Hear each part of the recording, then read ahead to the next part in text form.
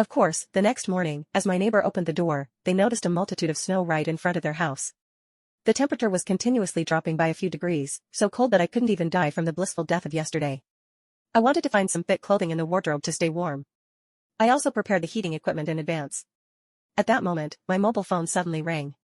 It turned out to be a call from the wicked Celina. Startled, I angrily said, "Why are you calling me so early like this?" Celina, hearing the cold tone in my voice, was initially taken aback. But now, she only had to suppress the anger within and cleverly feigned a composed tone. "It's so cold outside today. You stocked up on supplies before, haven't you? Did you know the temperature would drop significantly?" I immediately walked to the window. "Take a look outside the world," she continued, and I sighed as I stretched. "I heard about this from a friend of mine, but I didn't expect it. Why didn't you tell me beforehand?" However, in the next second, Celina's reproachful words came through the phone. "Alex, it's clear that you knew about the impending disaster. Why didn't you tell me in advance?" Celina immediately changed her expression, using a sweet voice to speak to me. "Alex, it's so cold beside me. Can you let me into your room?" I chuckled immediately upon hearing this. Thinking about this wicked person who could change attitudes at any time, it's regrettable that she didn't become an actress. In my previous life, she betrayed me, and now, she can patiently await her own demise.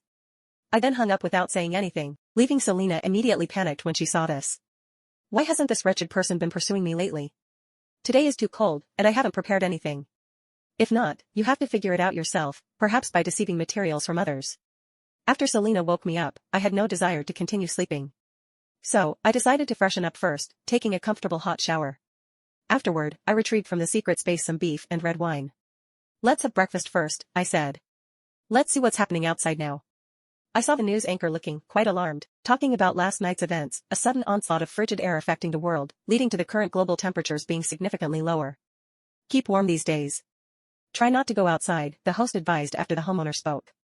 Hearing this, Alex wasn't too surprised, considering the extent of this disaster isn't much different from the previous life. Right at that moment, the mobile phone next to him rang again. It turned out to be another message from Celina, asking for something to eat. Unexpectedly, this cunning person isn't foolish. The food I've been able to eat until now is incredibly precious. It's unfortunate that I once trusted her in my past life, but in this life, I'll tease her well. Then, let her die a miserable death out of endless despair. I took a picture of the steak on the table, and Celina's face lit up with joy upon seeing the photo I sent. As she predicted, Alex has a supply of edible food. However, when she saw clearly, the food I was eating was premium beef and high-quality red wine, Celina immediately became jealous. It was evident that we all lived in the same building, so why could this Alex live so well? She immediately sent another message to me, saying, "Alex, you look handsome, and your food looks delicious. I also want to eat steak and red wine." Unexpectedly, I replied lightly that if she wanted to eat, she should go to the supermarket and buy it herself. Celina was extremely angry and wanted to scold me, but she quickly realized she had to suppress her anger. If anger ruined her image, she wouldn't be able to deceive Alex. I noticed Celina had stopped sending messages. Then, I tossed the phone onto the sofa and picked up a fork. "Be ready to continue enjoying your breakfast," I said. I also found a laptop on the table. I wanted to see if there were any interesting programs coming up on Earth and check the installed cameras. I saw Neela, the neighborhood commissioner, standing alone in the crowd. Sending a message to all material owners, she reassured them not to worry about the sudden temperature drop. It was just a small temperature reduction that would last at most 2 or 3 days. She urged everyone to stay calm and not rush to gather supplies.